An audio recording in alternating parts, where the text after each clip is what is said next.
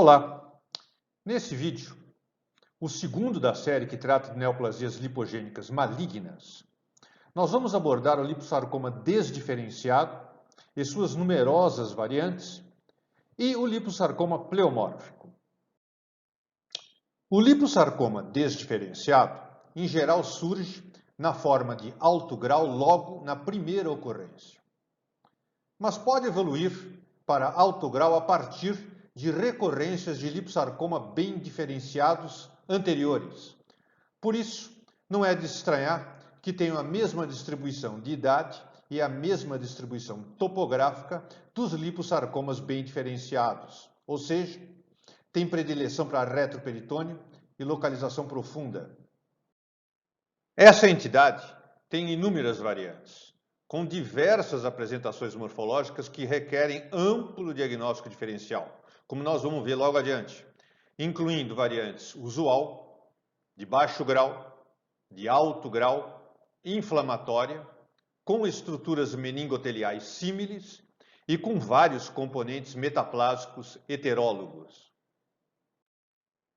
O tumor é usualmente circunscrito e predomina amplamente o componente sólido sem células lipogênicas.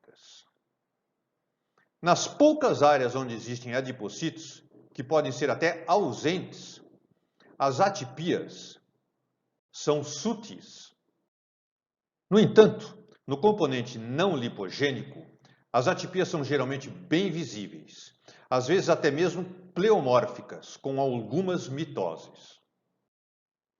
Já na variante de baixo grau, também chamada de esclerosante, o componente lipogênico é ainda mais escasso, muitas vezes inexistente, e com atipias discretas, como nesse exemplo, mas que podem ser mesmo inaparentes. O componente sólido dessa variante apresenta baixa celularidade de elementos imaturos, estrelados, discoesos em estroma esclerótico, com atipias muito sutis, fazendo diferencial com tumores esclerosantes benignos ou fibromatose de tipo desmoide. Na variante de alto grau, se repetem as mesmas características, só que com atipias mais acentuadas no componente lipogênico, quando ele é encontrado, que pode criar dificuldade na distinção com liposarcoma pleomórfico, como nós vamos ver logo adiante. Já o componente sólido, não lipogênico, pode assumir inúmeras apresentações morfológicas, sendo a mais frequente delas o padrão fusiforme ou pleomórfico, como nesse exemplo, que frequentemente tem necrose ou mostra focos mixoides com ramificações vasculares que podem confundir com liposarcoma mixoide ou mixofibrosarcoma ou áreas mixocondrais imaturas. Na variante inflamatória, a alternância do componente lipogênico, com atipias discretas, e do componente não lipogênico, fuso celular convencional, se repete. Mas essas áreas podem nem mesmo existir. No lugar delas, o que se vê é uma progressiva substituição dos adipócitos e das células estromais por grande quantidade de células inflamatórias, incluindo linfócitos, plasmócitos e histiócitos, às vezes com hiperipolese, confundindo com histiocitoses e, dependendo das poucas células atípicas, pode confundir ou com processo inflamatório ou com linfoma. A variante com estruturas meningoteliais símiles também tem alternância de células lipogênicas e não lipogênicas atípicas. No entanto, no componente não lipogênico, que pode predominar muito no tumor, existem essas estruturas concêntricas, com tamanhos variáveis, como nesses exemplos que são semelhantes às encontradas no meningioma, mas que, na verdade, não têm diferenciação neural verdadeira, é apenas uma apresentação morfológica, que frequentemente se associa a corpos psamomatosos ou ossificações. Entre as várias diferenciações heterólogas que podem ocorrer no liposarcoma desdiferenciado, predomina estruturas osteocartilaginosas que variam nas atipias, desde um aspecto bem diferenciado até esse exemplo aí com padrão nitidamente sarcomatoso. Menos comumente, existem nódulos miogênicos bem diferenciados, em tudo semelhantes a leiomiomas, que podem inclusive existir nos liposarcomas de baixo grau.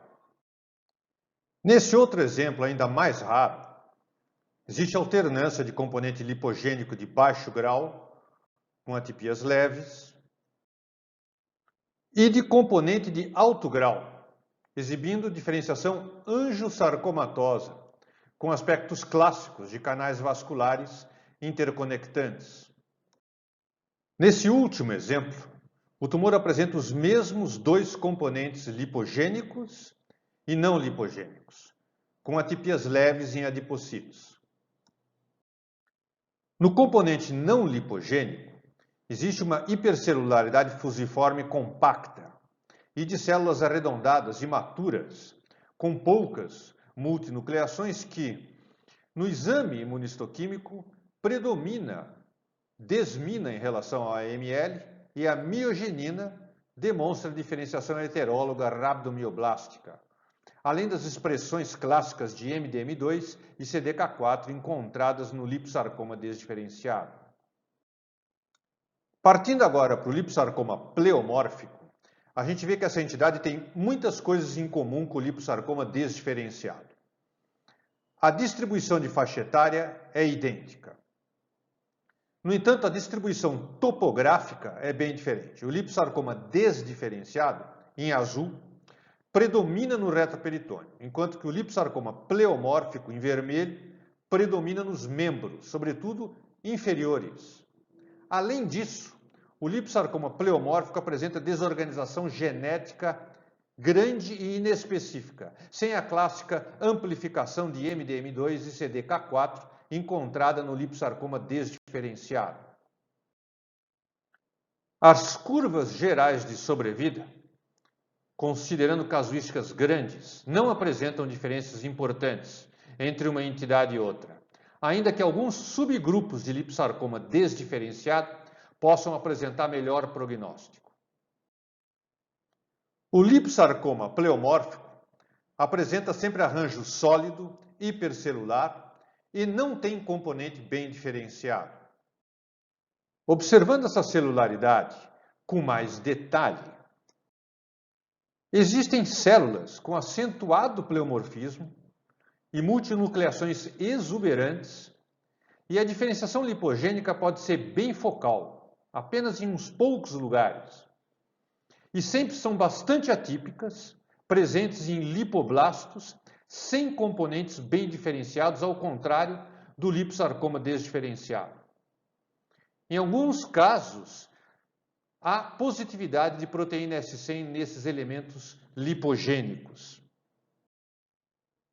Com isso, encerramos a segunda parte de neoplasias lipogênicas malignas, no qual foram abordados o liposarcoma desdiferenciado e o liposarcoma pleomórfico. Até o próximo vídeo.